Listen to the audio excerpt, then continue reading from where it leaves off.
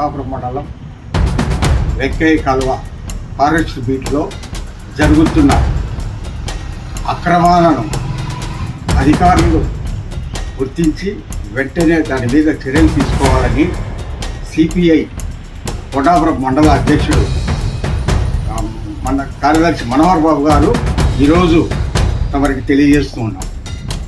అధికారులారా, forest అధికారులారా, కొండాపురంలో మండలంలో ఉన్న వెంకయ్య కాలువ గ్రామంలో వందలాది ఎకరాలు ఫారెస్ట్ బీట్లో ఉన్నాయి.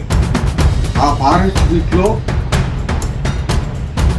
ఉన్న చెట్లను ఈ యొక్క ఫారెస్ట్ బీట్ ఆఫీసర్ గారు లక్షలకు అమ్ముకొని వాటిని అన్నింటినీ జేసీబీతో తీపిచ్చి వాళ్లకు దళారులకు అమ్ముకునే పరిస్థితి ఈరోజు వెంటనే చర్యలు తీసుకొని ఆ బీట్ అధికారిని సస్పెండ్ చేసి అక్కడ అటువంటివి జరగకోకుండా చూడాలని తమని కోరుతా ఉన్నాం.